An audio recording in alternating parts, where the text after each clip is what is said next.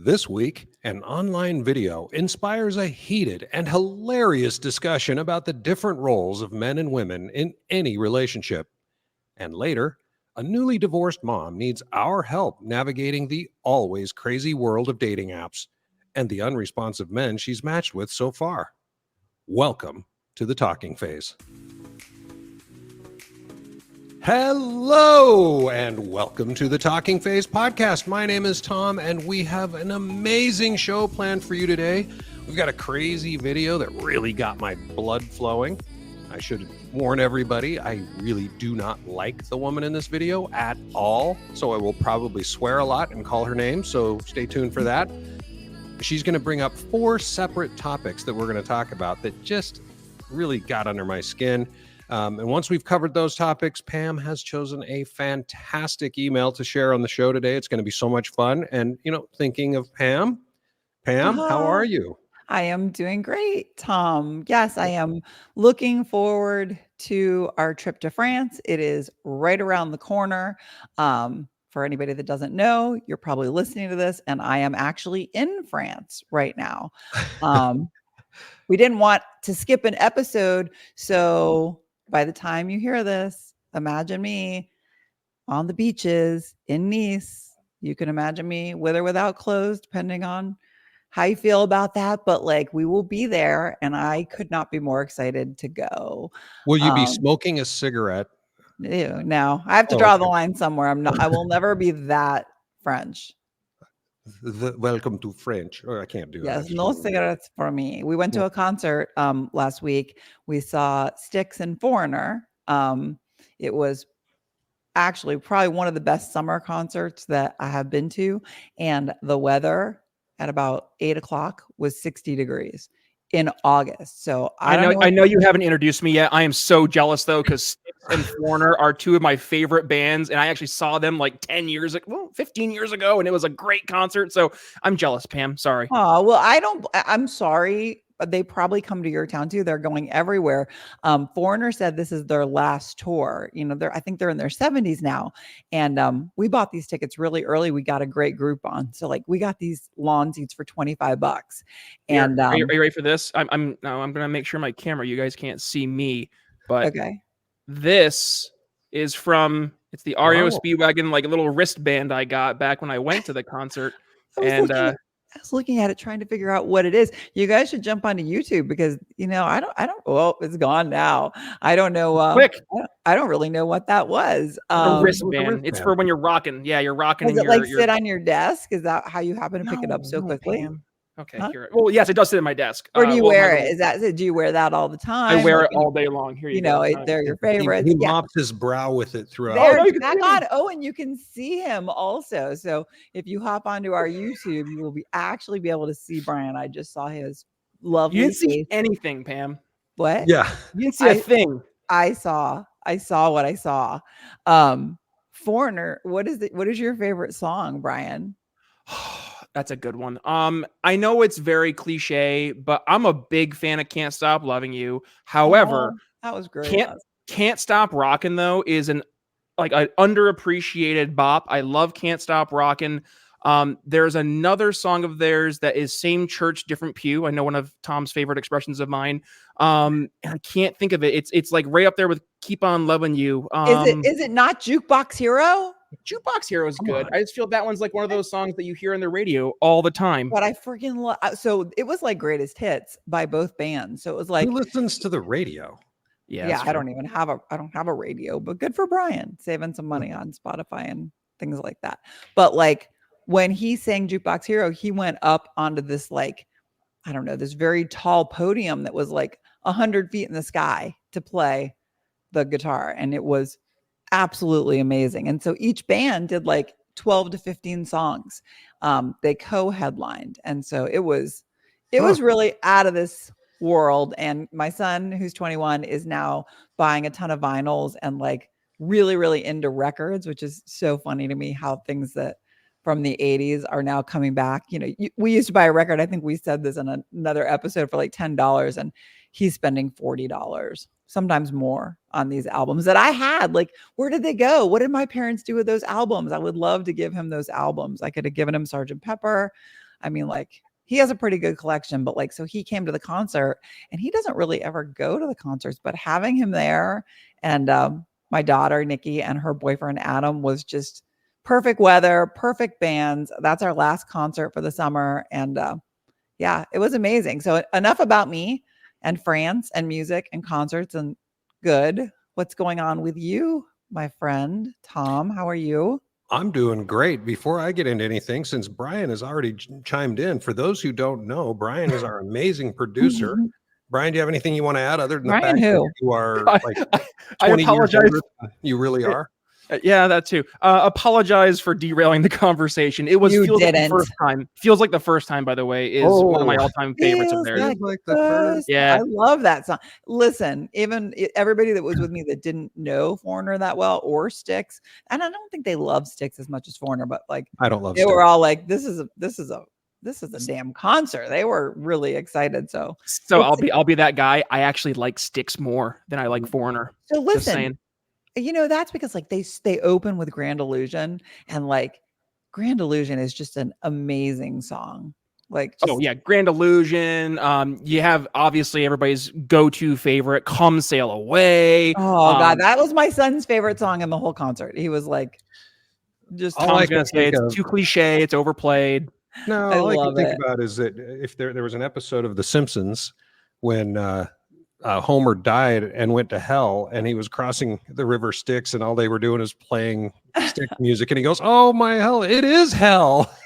Oh gosh. Well, the 25,000 people that were there at that concert were singing. It was crazy. It was Good it was for great them. night. They're in their 70s, aren't they? And they're getting Yeah. 25,000 people to a concert. That's cool. I'm telling you, and we had to walk like a mile from our parking spot because we got there a little late. And I was thinking they are in much better shape than me. So Well, those 25,000 people masked their disappointment. oh, stop it. They all paid to be there. We loved it. We had a great time. All right. Now you can tell us about you. Okay, well, tell me about. So most of everybody, I think, knows what I do for a living nowadays. We sell contact center technology. Brian and I work together. Our job is to actually recruit other people to sell our product, which is kind of fun. And then we pay them a commission. And one of the best parts of my job is that every once in a while, and by that I mean like every week or two, I have to wine and dine these guys and kind of have a little fun. And so just this week, and if you're on YouTube, you can see this picture. This was a couple of nights ago. There were 8 or 10 of us or whatever. We got together. We went to a indoor golf simulator place at X Golf in Alpharetta. It was so much fun. I have not touched a golf club in 10 years because I think golf is stupid. But I went over, hit a ball a little while. And I actually had the longest drive of the night, which was 242 yards. I don't even know if that's a great drive, to be honest with you, but no one else could beat me for like 3 hours until like 5 minutes before we left. One of the guys went over and just crushed this 274-yard drive right down the middle. And I was all proud of myself. And I still am, actually, because I don't think I've ever hit a ball 100 yards, and I'm getting 242 yards. If you're on YouTube, maybe you can see I've got a little. I was just gonna say, show your left hand.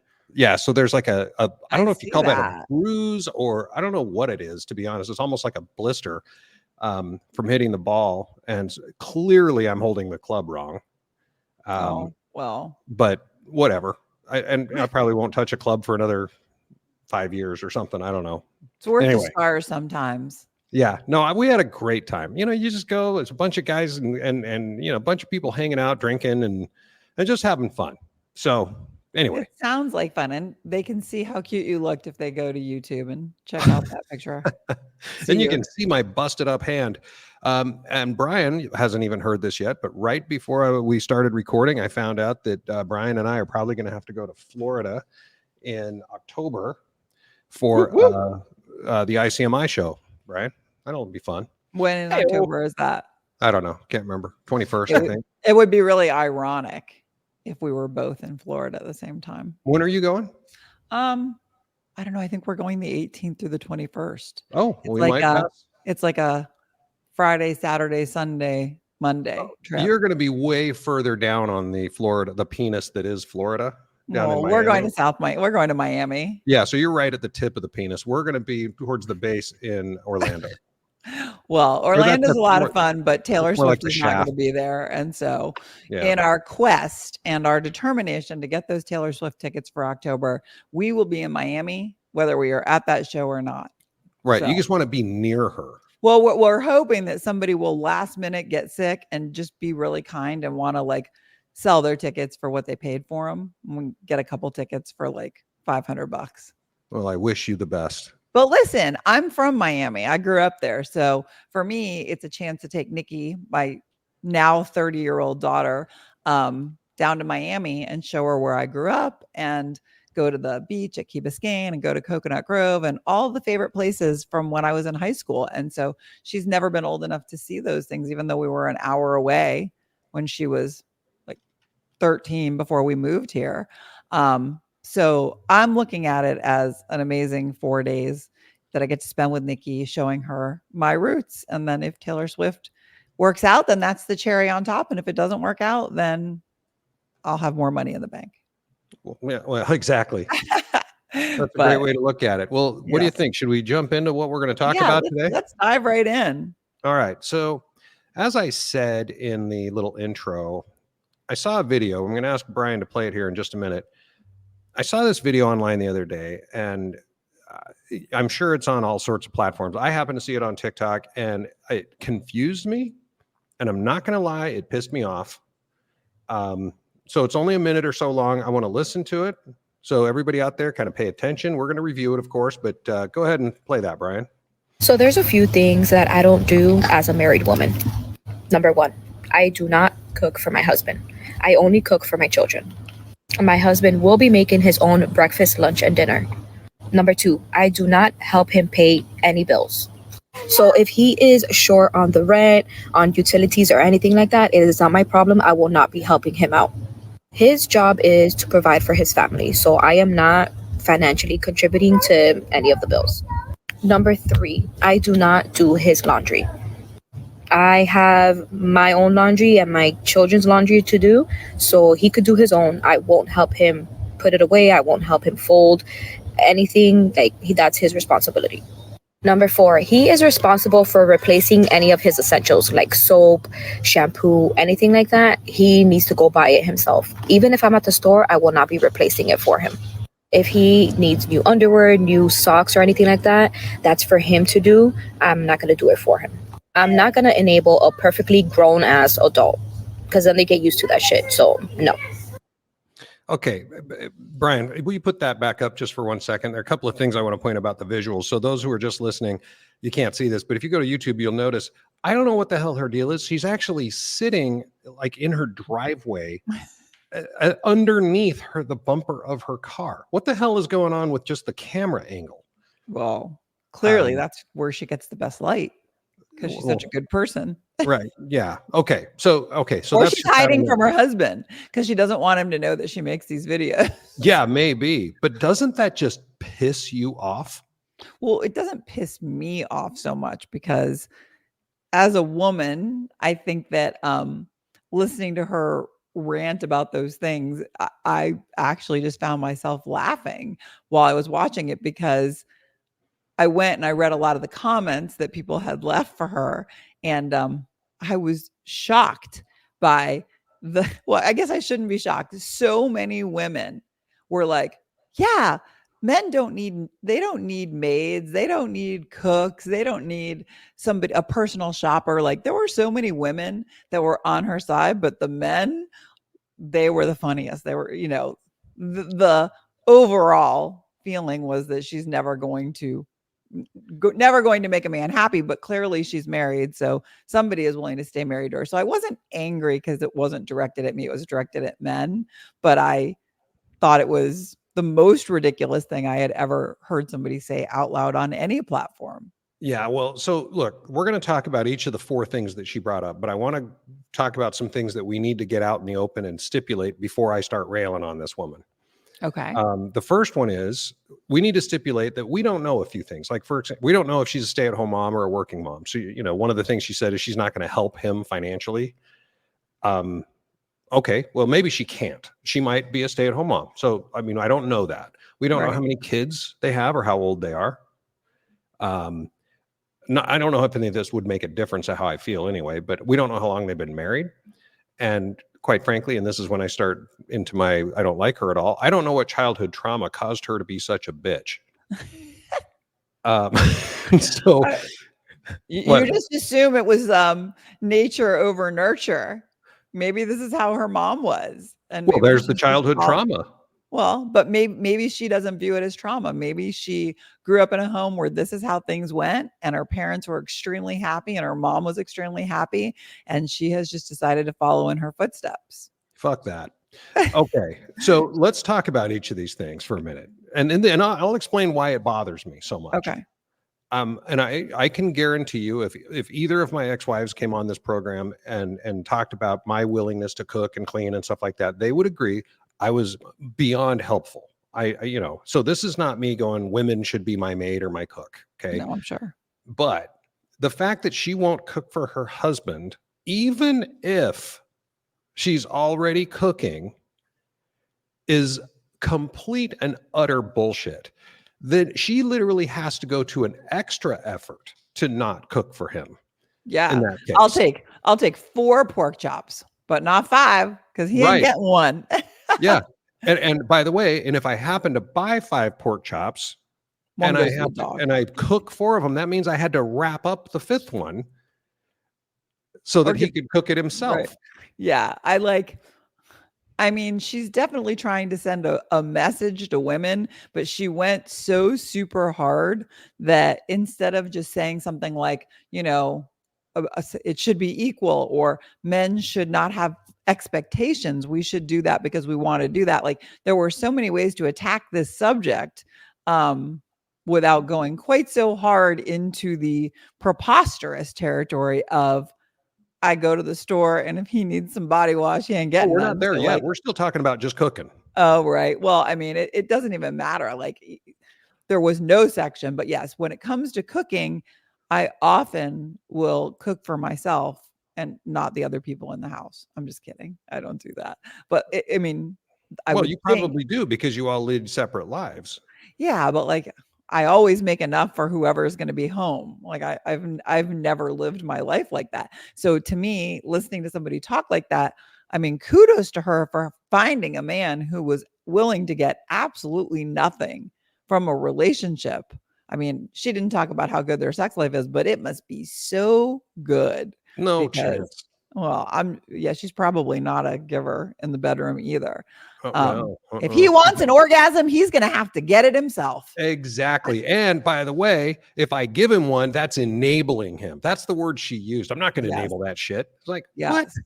Yes. Maybe they have separate bedrooms. I mean, like clearly we're not on different sides of this. I do believe in, not having a specific gender role in a relationship.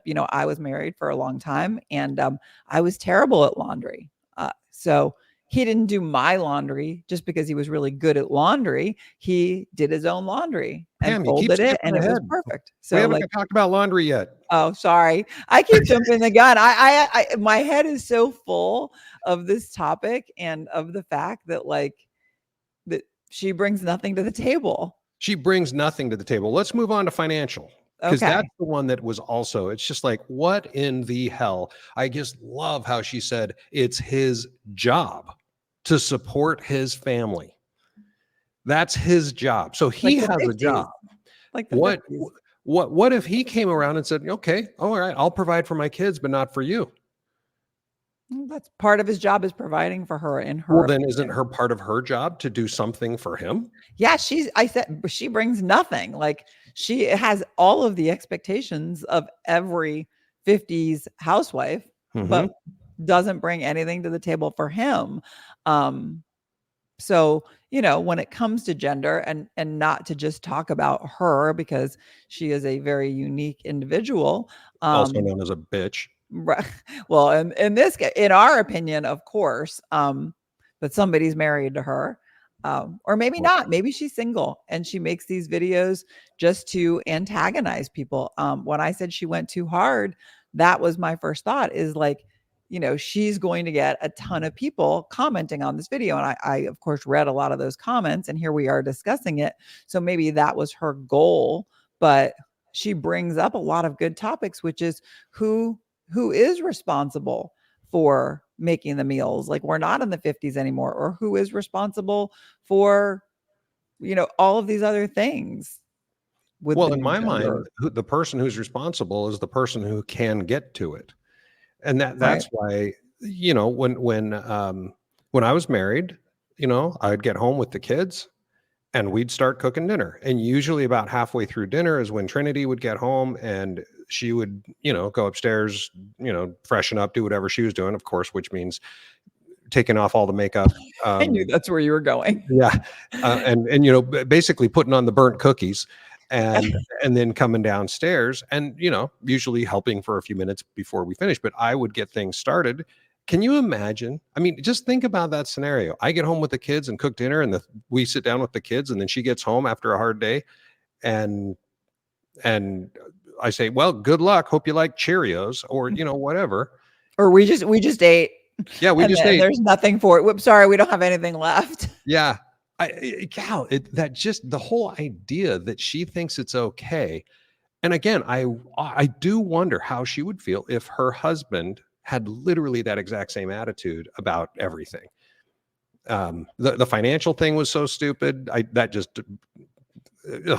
well, let's talk about, are we going into finances? Do you want to go into finances? Sure. Because, that's probably what I felt was the hottest topic that she hit on. Like, if he's okay making his own meals and doing his own laundry, and going to the store to buy everything that he needs, even though he's working, like, she has found a perfect welcoming doormat to spend her life with. But, I did think about what she was talking about when it comes to financial support, how much things have changed between that era that she is talking about, the 50s, where wives didn't work and didn't help and didn't do anything. And here we are in 2024. And I think that most households are dual income. I don't think that most people are making it on one income anymore. So we said we don't know if she works or not, but taking her out of the equation, how do you feel about, I know you were married for a long time. I was married for a long time. Did she split the bills? Did you pay all the bills? Were there two separate accounts? What do you think is the way to go in relationships when it comes to the finances? I think it's a little different at different age groups. When I got married, I was in my 20s, and, we were both making about 12 cents an hour. And so it was put all that 24 cents an hour into the bank and hope that there's enough. Yeah, I've been there. And that was the early times. When I remarried, 10 or 11, 12 years later, she initially said, I want to keep our finances separate. And so it was going to be her account, my account, and then a joint account for the joint bills. And then we would both was she making more money than you? No. Okay. But her first husband, she did make more than her first husband. So I'm sure that's where that came from. That's what I assumed. And that lasted about 6 months. And it was just like, this is stupid. Why are we doing it this way? Because we're like doing percentages, and it's like, well, the mortgage is X and I make 60% and you make 40%. So I have to pay 60% of the mortgage. And it was it was a spreadsheet exercise that just seemed dumb. And so we didn't do it for very long.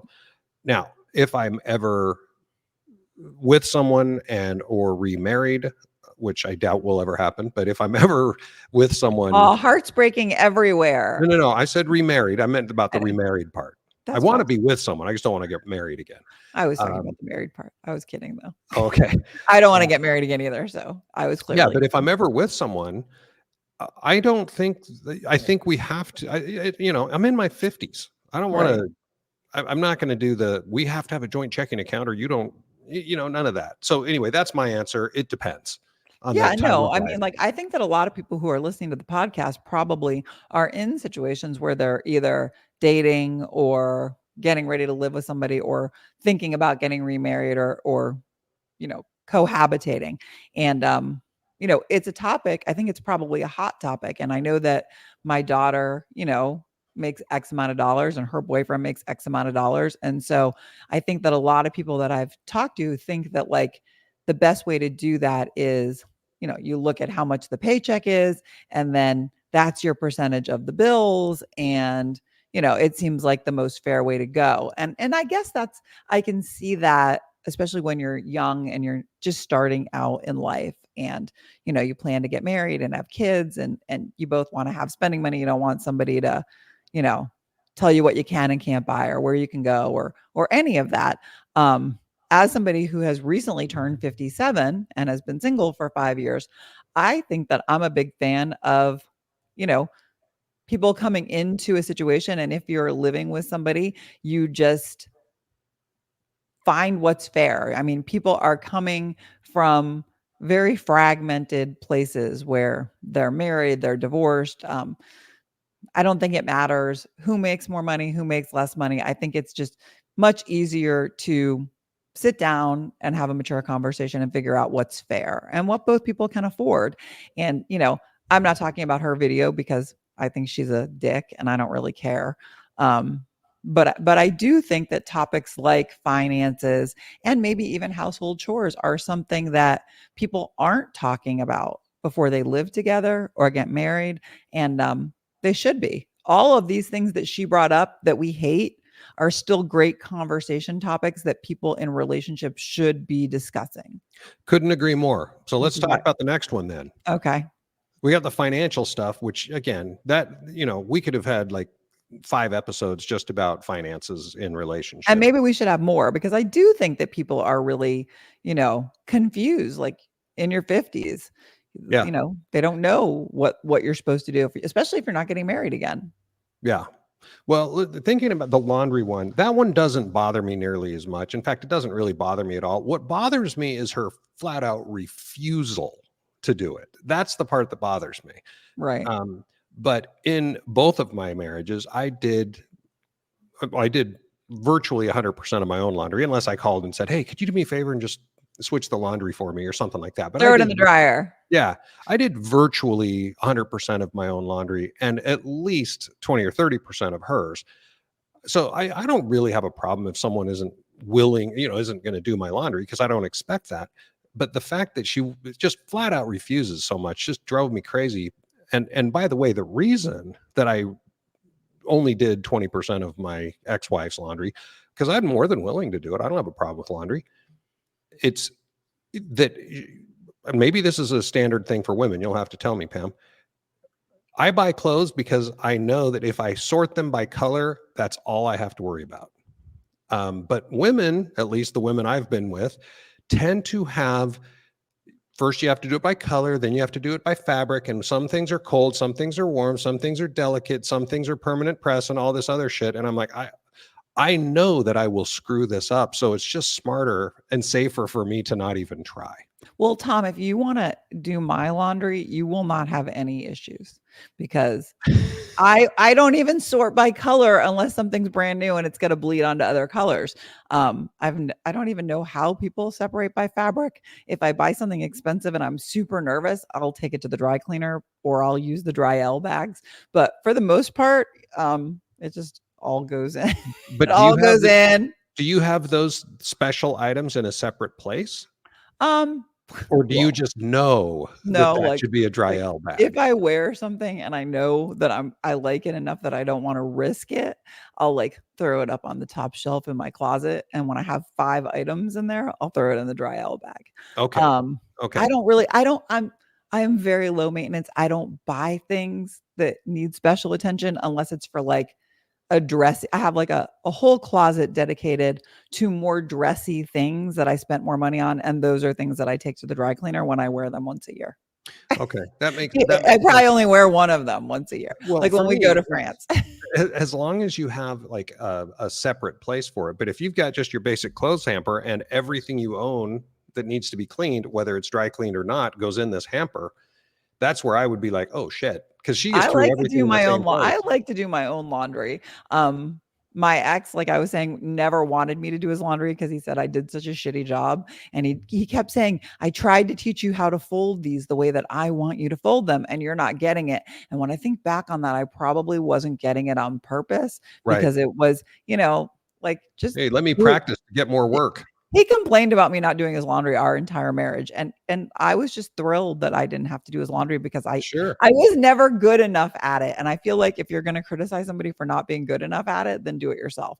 I'm always willing to do more to make somebody's life easier. But like, if you don't like my cooking, don't ask me to cook. If you don't like the way I do your laundry, don't ask me to do your laundry. Like Yep. and I feel the same way for if I have a partner, like it just go that's kind of the moral here, isn't it? It goes both ways. Like it's a compromise. It's a partnership. There might be shit that somebody hates to do and they do it just because they love you and they want to make your life easier. This woman, if she calls that love, is not any kind of love that I have felt.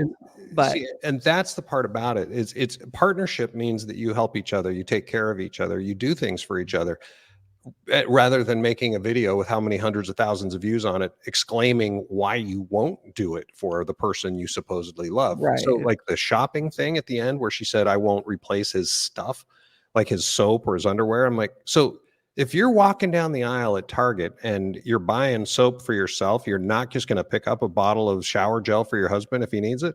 Sure, if I can find it on sale. Not you, I'm her. kidding. She refuses because she's not going to enable this shit.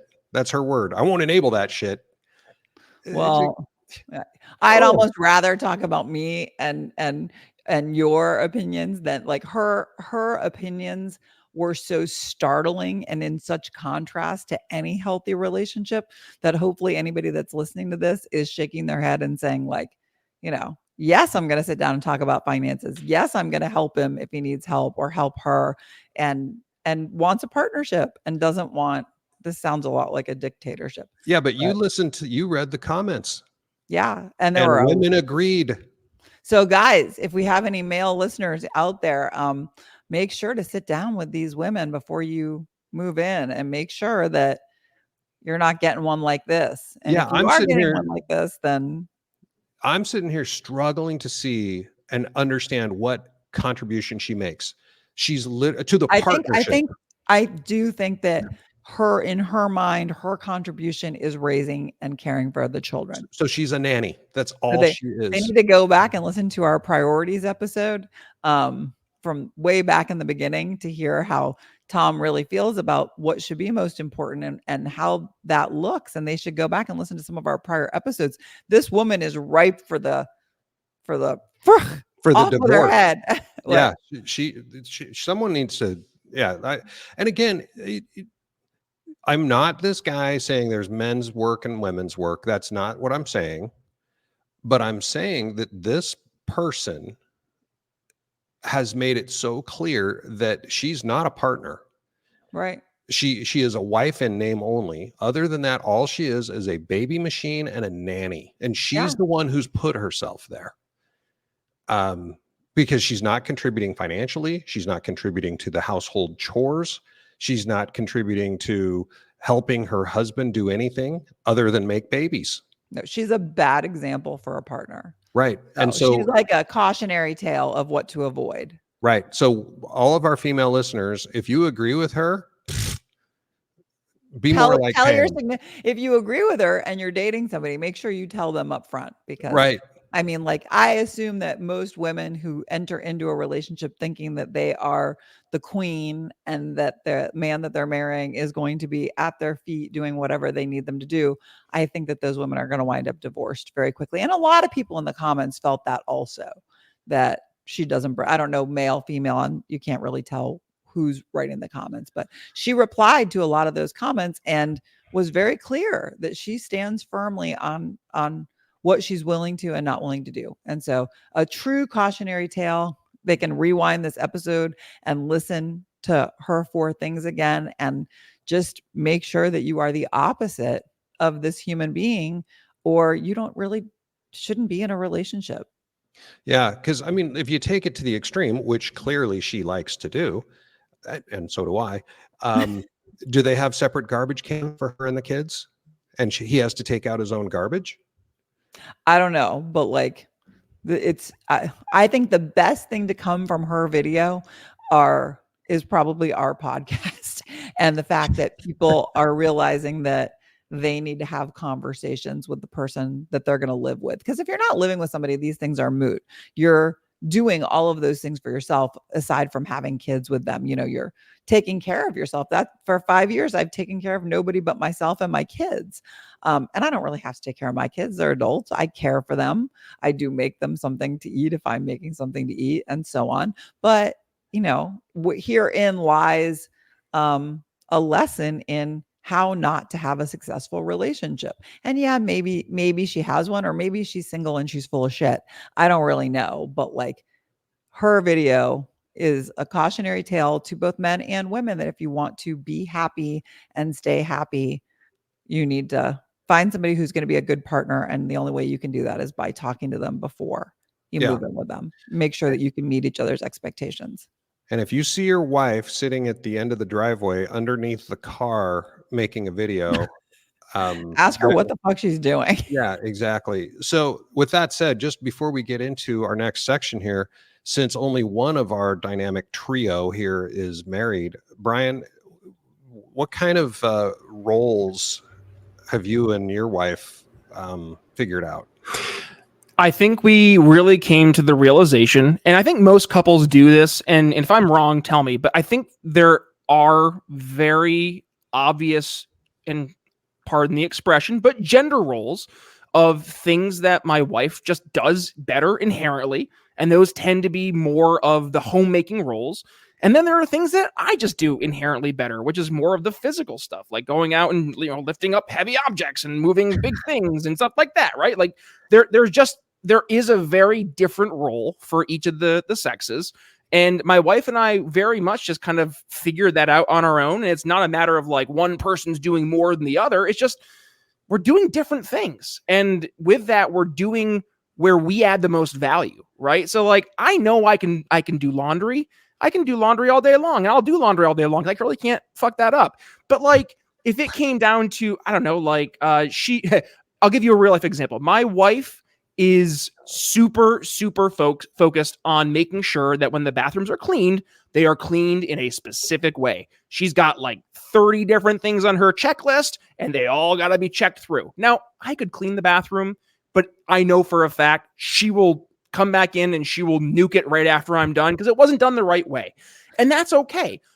Just like if I were to go out and mow the lawn versus if she were to go mow the lawn, I'm sure that she would probably do some stuff in a way that I didn't like. It's little things like that where instead of letting it bother you and then consume you, like who's doing more, who's contributing more value, like instead just break it down to where can we really do the most with the most value, but also based on what we're most comfortable doing and where we're good at it, right? So I think for me, that's been the biggest thing for us, has been able to really sit down, figure that out. And then obviously having my daughter really just added to that equation because my wife then transitioned to a stay-at-home mom for a little bit. So, adding in a lot of those roles and responsibilities. And then as a dad, things I had to now take on my plate that weren't in my purview before. So it's a lot of learning. It's a lot of communicating, as we've talked about in the past. But I think it's also just kind of knowing your role, knowing your lane, and being comfortable in saying like, hey, I'm really good at X, Y, and Z.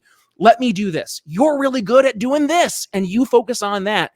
It's not a matter of one being better than the other. It's just that we're different.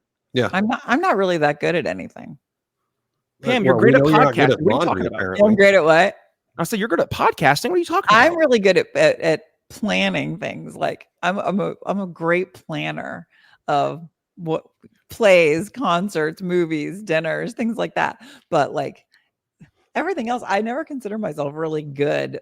I'm never really good at cleaning or really good at mowing the yard. My ex-husband, if he was listening to this podcast, he'd be sitting there saying, that girl ain't good at nothing. Especially laundry.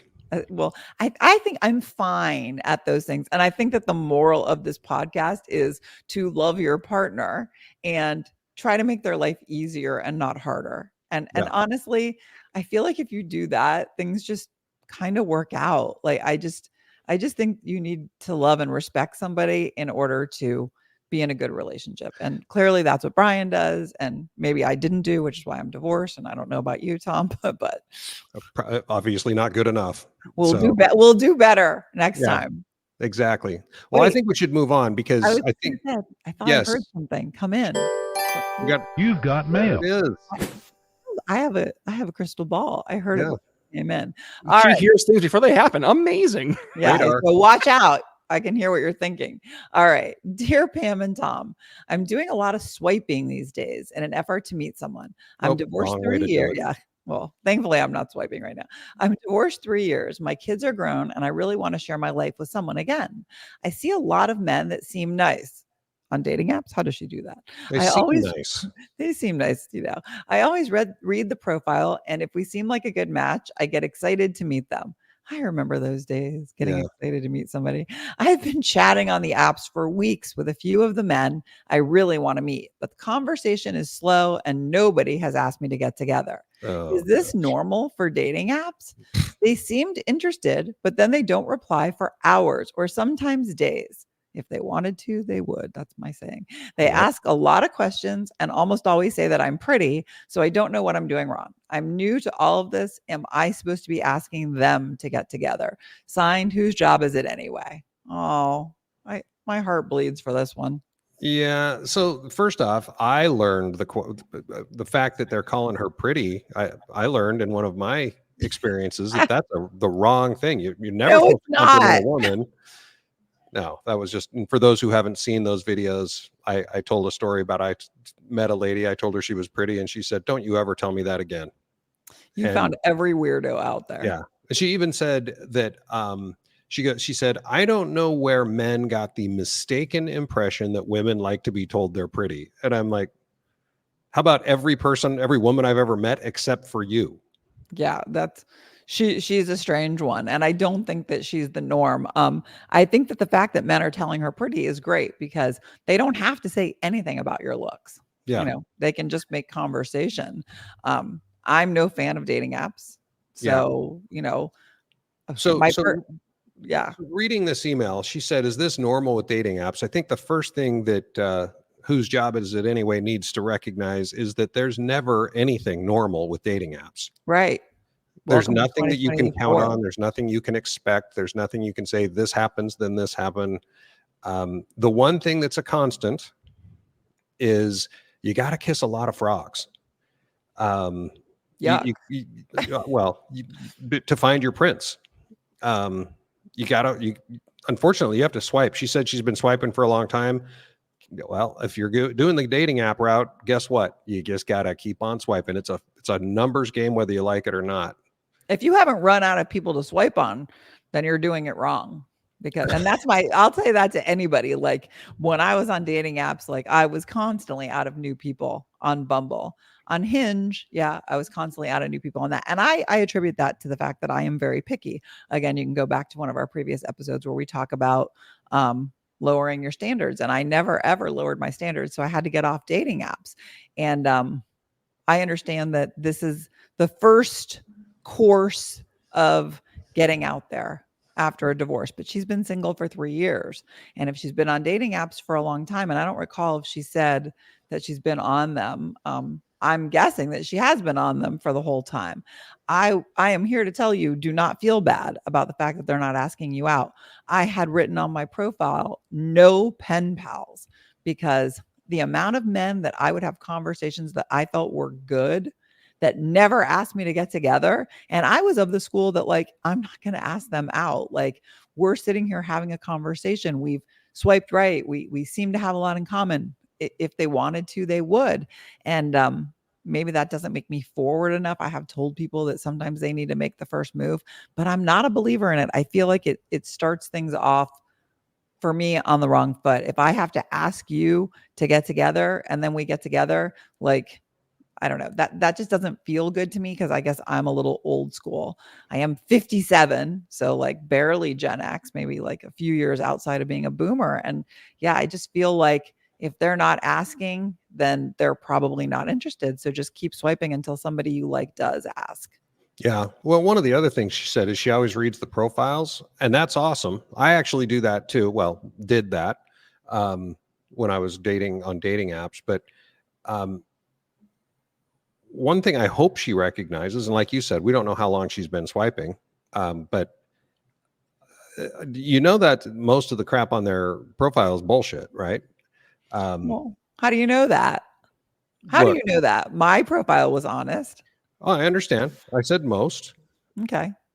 The bottom line is that I know from my own experience that most women lie on their dating profiles. So I assume that Shame. most men lie on their dating profiles. Well, Not the all biggest women lie. and not all men. The biggest lie they might be telling is it's possible they're in a relationship and they're just bored. And so Exactly. they're talking to you because it makes them feel good. It makes their self-esteem feel good.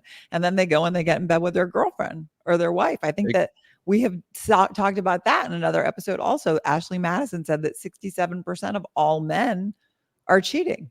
I don't know why of course they only did men because their site was designed for men. But if 67% of all men are cheating, where do you think they're doing it? Probably on Tinder. And by the way, they're cheating with women. Yes, but the women could be single and the men could be married. Okay, that's true. So, but yes, of course, women cheat also. But since his letter's from a woman, I don't want her to feel badly because they're not asking her out. I would say that 75% of the men that I talked to, that I chatted with on a dating app, never asked me out, and they just fell to the bottom. And I started to make sure that they were real people by saying right away, after like a really good text conversation, I'd say, hey, do you want to talk on the phone? Because you can tell a lot about somebody on the phone. And if they won't talk to you on the phone, if a man will not talk to a woman on the phone, something's up with that. Well, and vice versa. If a woman won't talk to a man, it's the same thing. But the thing that I would ask about this from what did she say her name was? Whose job is it anyway? Yeah. Like you said, if they don't reply, they're either married or they're just not that into you. I mean, that's married or in a relationship. And so you have to start saying, okay, let's assume they're not married. Okay, let's just go on that assumption for a minute. Okay. And so why are they not into you? Have you posted some shitty pics? I mean, Pam, I've shared with you over the years, I've got a collection of several hundred funny pics from different dating apps where it's like, seriously, this is the picture she put out there as the one hoping to find a date. And he's not insulting their looks. No, they are like very, very funny pictures, like the places that they took them, the expression on their face, what they're wearing. I mean, they are. One of them that I remember, ironically, I remember the lady's name. Her name was Pam. Her dating profile picture was a giant uprooted tree. I saw that one you showed me. Yes. And it's like, what the hell are you thinking? And so, they say that she clearly said she'd posted pictures because they said that they called her pretty. Right. So, okay. So maybe she doesn't post bad pics. Maybe her pics are, you've seen some of those other pictures I've shared with you where it's like, why is she jumping? Yeah. And why is she wearing that? And why does she have face paint on? I think and this is kind of for everybody out there. I think that you can get lucky on a dating app. Some people I know are in relationships with somebody that they met on a dating app and it's going great. But for the vast majority, I don't think anybody's taking dating apps very seriously anymore. And I think they're just putting whatever they want up on that dating profile. You don't even know if it's a picture of the person you're talking to unless they're verified. If they're verified, 100% better chance that at least even if it's a really old picture, you can still get verified because I don't know how it scans your face, but it does. But honestly, just don't be hard on yourself. If you want to ask them out, ask them out. If they say no, then they were never interested. At least you stop wasting your time chatting with them. Yeah. Well, I would say do a little review of your dating profile too. Cause if your pictures are stupid, what's the equivalent of a fish pic, Yeah. Of a man holding a fish, probably. I don't know because I don't see women's profiles. If your pictures are stupid, even if they're pretty pictures, if they're stupid pictures. The other thing, by the way, I think I've mentioned this before. My biggest pet peeve on a dating app for a woman, and I don't know if men do this. Again, I don't look at men's profile pictures, so this is not me being a jerk to women. It's just I don't know what women go through. When a woman has like 5 dating profile pics up there, and they're all group pictures. Oh, that's terrible. Men do And so that. you have to sit there and go, wait a minute. So this person is in all 5 pictures. It takes you 20 minutes to figure out which person you're actually supposed to be talking to. Stop doing group photos. Hey, listen, also, if you have 5 pictures up and you look and you're by yourself, but you look like a different person in all 5 pictures, stop fucking with us. Like, just put up pictures from this year. I understand that you want to put one up from high school so we can see how great you looked and how much hair you had and how thin you were, but we don't care. Yeah. All we want to see is what you look like today. I think that dating apps, by the way, I think they should eliminate the ability to upload pictures, and they should force the pictures to be taken in the app, and they have to be replaced every 90 days, maybe 180 days. I don't know why nobody's doing that, because it would probably put dating apps out of business.